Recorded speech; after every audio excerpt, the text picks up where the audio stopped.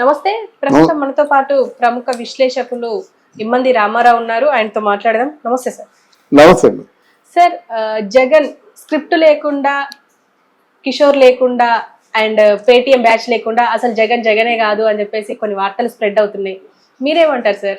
అది ఎప్పుడు 5 సంవత్సరాల ముందు చెప్పుకోవాల్సిన విషయం అది. ఎందుకంటే నిన్న ఒక వీడియో వచ్చింది, అంటే నేను ఫ్లో మిస్ అవుతుంది మీరు మధ్యలో మాట్లాడుతుంటే అని చెప్పేసి ఒక వీడియో బాగా వైరల్ అయ్యింది జగన్. అవును, ఒక ఆంధ్రజ్యోతి రిపోర్టర్ ప్రశ్నలకి ఆయన విసిగిపోతూ నా ఫ్లో మిస్ అయిపోతుంది, నేను చెప్పలేకపోతున్నాను, దయచేసి అని కూడా సంబోధించాడు. అది ఈ ప్రశ్న ఎప్పటిదంటే 5 years ముందుది. స్క్రిప్ట్ లేకుండా చదవలేడు. తర్వాత ఆలుగడ్డ ఎల్లగడ్డకి ఎల్లుగడ్డకి తేడా తెలియదు. తర్వాత ఏ మాట కూడా సార్వభౌమాధికారం అనే మాట అనలేడు. కొన్ని ఉన్నాయి, కొన్ని నోరు తిరగవు, నోరు పలకవు. దానికి ప్రధాన కారణం తెలుగు మీడియంలో చదువుకోవడం ఒకటి, తర్వాత కొన్ని నోరు తిరగవు మాట. ఆయన తెలుగు మీడియంలో చదివితే పదాలు పలకాలి కదా. సారీ ఇంగ్లీష్ మీడియంలో చదువుకోవడం అంటే ఏమి లేదు, ఒక అన్నిటికీ దూరమే బతుకుతారు కొంతకాలం. అందుకే ఐడియల్నెస్ బ్రెయిన్ అయిపోయింది మాట. అంటే ఏ పని చేయరు కదా, చిన్నప్పటి నుంచి ఏముంది, వాళ్ళ తాలూకు ఆలోచనలన్నీ దేని మీద పెంచుకుంటే 13-14 yearsకి ఒక వ్యక్తి దేని మీద కాన్సన్ట్రేషన్ చేస్తాడో పిల్లలు కూడా అంతే. 13-14 అప్పుడు దానికి దానికి స్టాగ్నెట్ అయి ఉండిపోతారు. అక్కడే వస్తుందన్నమాట. ఆ టైంలో ఈయన చూసుకుందంటే ఆయన చూసిందంతా హత్యా రాజకీయమే. ఆ తాతగారి హత్యా రాజకీయాలు, ఈజీ మేకింగ్ మనీ. ఒక సెటిల్మెంట్ చేస్తే ఒక 50 ఎకరాల పొలం వస్తుంది అంటే, ఒక సెటిల్మెంట్ లో 50 ఎకరాల పొలం వస్తుందా? ఏదో ఒక సంథింగ్ ఏదో ఇట్లాంటి జరగకుండా పనులు జరుగుతుంటే ఇంటింటే డబ్బు వస్తుంది. అదే మార్గాన్ని ఎంపీ చేసుకుంటాడు అన్నమాట. Is Born and brought up like that అని కావాలి. లేకపోతే ఆ నాన్న ముఖ్యమంత్రి అయితే ఈయన లక్షల కోట్లు సంపాదించడం ఏంటి, హౌ టు మేక్ మనీ అనేది తెలుసు. మనీ లాండరింగ్ బాగా తెలుసు మాట. ఆయన తెలిసిందంతా మనీ లాండరింగ్. ఇంత ఇన్ని కోట్లు అప్పైపోయింటే అది కేవలం ఆంధ్రప్రదేశ్లో స్వామ్యాన్ని పరిరక్షించడం కోసం అప్పవలేదు. అక్కడి నుంచి ఒక 50,000 కోట్లు తీసుకురావడం, 5,000 కోట్లు పంచడం, మిగతా 45 కోట్లు దాచేయడమే. ఇది ఆయన తాలూకు ఉద్దేశం. దానికి చాలా ఆయన చెప్పిన అబద్ధాలు కూడా ఎవరు చెప్పరు అన్నమాట. నోరు ఇప్పితే అబద్ధం, ఒక్క నిజం కూడా మాట్లాడు. కాదంటే డబ్బు దోచుకుంటాడు, డబ్బుని పనిచేస్తాడు కూడా. ఆయన బలహీనత అదే, బలం అయింది అదే.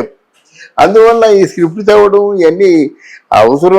ఓదార్చడానికి వెళ్ళినాడు, ఓదార్చి వచ్చారు. కానీ ఈ స్క్రిప్ట్లు చదవడం చంద్రబాబు నాయుడు తర్వాత పవన్ కళ్యాణ్ వీళ్ళ తాలూకు ఏవైతే ఉన్నాయో అసమానతలు, వాళ్ళ తాలూకు దాన్ని ఏమంటారు, దౌర్జన్యం, నియంతృత్వం అని కొత్త పేర్లు పెట్టి ఆయన ప్రజలనేమో చైతన్యపరచాలని ఆలోచిస్తున్నాడు. ఆ ప్రజలు చైతన్యవంతులు కాబట్టి వాళ్ళు ఎన్నుకున్నారు. నిన్నెందుకు ఎన్నుకుంటారు? నువ్వు ఊర్లోకి వచ్చావు కనుక నీ తాలూకు నాయకులు కొంతమందిని తోలుకొని వచ్చారు కనుక ఆ పెయిడ్ బ్యాచ్ అంతా నీ ముందు ఉన్నారు. వాళ్ళని ఆలంబనగా తీసుకొని ఈయన మైకులు ఉపన్యాసాలు వాళ్ళు ఉన్నారు కాబట్టి మైకులు ఉపన్యాసాలు చేస్తున్నారు. కానీ అయితే ఎవరితో చెప్పుకుంటారు? అక్కడ శవం పక్కన పెట్టి శవ రాజకీయాలు అంటారు కదండి అందరూ. చేయడం ఏంటండి అది. తర్వాత స్క్రిప్టే కాదు, జగన్మోహన్ రెడ్డి కాదు, వీళ్ళందరూ ఒక స్క్రిప్ట్ ఉంది. సజ్జల రామకృష్ణారెడ్డి రాశాడికేమో ఫార్వర్డ్ చేస్తాడు. ఎవరికి? కొడాలి నానికి, లేకపోతే అంబటి రాంబాబు. కాపులు ఎవరైనా కాపుల్ని నిందించాలంటే అంబటి రాంబాబు, అలాగే కమ్మ వాళ్ళు నిందించాలంటే ఈ కొడాలి నాని, అలాగే రెడ్డిల్ని నిందించాలంటే రోజారెడ్డి, అలా యాదవుల్ని నిందించాలంటే అనిల్ కుమార్ యాదవ్.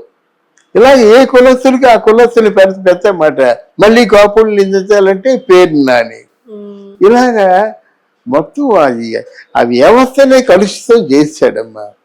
అందువల్ల ఆయన తాలూకు ఏ మాట అన్నప్పుడు కూడా మనం అడ్జస్ట్ అవ్వలేకపోతున్నాం. మనం ఓడిపోతే ఎందుకు ఓడిపోయినా తెలుసుకోవాలి కదా. మేము మంచివాళ్ళము, మంచి చేసాం, మేము ఓడిపోయాం, సరికొత్త నినాదం మాట. కొంతమంది ఇంట్లోంచి బయటికి రారు ఒక 6 మాసాలు. అలా కాకుండా అనకూడదు. కానీ నువ్వు తండ్రి శవం దగ్గరుండి ముఖ్యమంత్రి కోసం ఏర్పాట్లు చేసుకున్నాం అంటే ఏమో అనుకున్నాం, కానీ ఇప్పుడు చూస్తే అర్థం అవుతుంది. ఓడిపోయిన ఒక 6 మాసాలు తిరక్క ముందే మళ్ళీ రాజకీయాలు మొదలు పెడుతున్నావు. కళ్ళు మూసుకుంటే 5 సంవత్సరాలు అయిపోతే తర్వాత మందే వస్తుంది రాజ్యం అని ఎంత ఆత్మహత్యం చేసుకొని చెప్తున్నావు. మరి ఇప్పుడు స్క్రిప్ట్లు ఎవరు రాస్తున్నారు? ఇంకెవరు దగ్గరుంటే రాస్తున్నారేమో తెలియదు. ఈ స్క్రిప్ట్ అట్టర్ ఫ్లాప్ అవుతుంది. నీ మీద ఏమాత్రమైన ఆశ ఉన్నట్టయితే 4 ఎంపీలు మారిపోరు.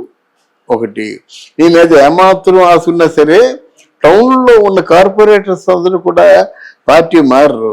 అసలు నీ మీద నమ్మకం లేదు, నీకు రాజకీయ భవిష్యత్తు లేదు, ఇది ప్రజలు అనుకుంటున్నారు. అది అలాగే నీకని కాదు, రేపు పొద్దున తెలుగుదేశం పార్టీ కూడా ఏమాత్రం ప్రజల అంచనాకి చేరువుగా లేకపోతే వాళ్ళని తిప్పికొడతారమ్మా.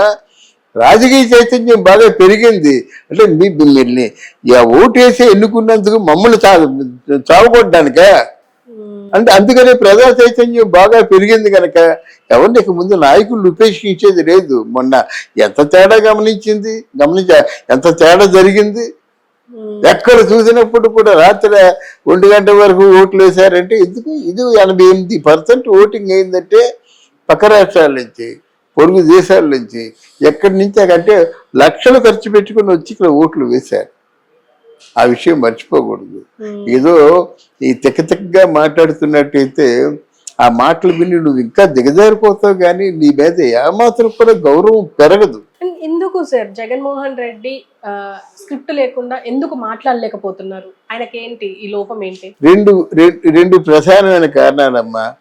ఆయన ఫ్రేమ్ చేసుకుని మాట్లాడడం ఒకటి, అనుభవంతో మాట్లాడడం ఒకటి. ఏదో ప్రజా సమస్యల్ని గుండెల నిండా నింపుకున్నటువంటి వ్యక్తి పవన్ కళ్యాణ్. అంటే కళ్ళతో కట్టినట్టు చెప్పొచ్చు కదా నువ్వు. అంత కళ్ళ ముందు చూసిందే ఈ అరాజకాలు, అన్యాయాలు, ప్రజా సమస్యలన్నీ. అంటే చూసినట్టుగా మాట్లాడుతున్నాడు. అది 3 రకాలుగా ఉంటాయి అన్నమాట. స్క్రిప్ట్ చూసి చదవాలంటే ఆయనకు ముందు కొంత లోపల విషయం ఉండాలి కదా. అక్షరాలను పలికేటువంటి ఆ నాలెడ్జ్ కూడా కావాలమ్మా. కస్కంబుట్ల వారి కుమారుడు సక్షేనుడు అన్నాం అనుకోండి, ఆ 4 తిరిగితే ఆ మాట అంటాం. 4 తిరగకపోతే ఏమంటాం మనం? 4 తిరగాలంటే చిన్నప్పటి నుంచి భాషా ప్రవీణం ఉండాలి. అది మరి ఆయన లేదు, 4 తిరగదు కనుక అలా మాట్లాడతాడు. ఆయన క్షమించడం తప్ప మనం ఏం చేయలేము. ఆ మాట్లాడి కూడా గబ్బు మాటలు మాట్లాడతారా అన్నదే నా బాధ. మాటల్లో తప్పు వస్తే నష్టం లేదు, గబ్బు మాటలు మాట్లాడతాడు. అక్షరాలు నేర్చుకోవాలి, భాష నేర్చుకోవాలి.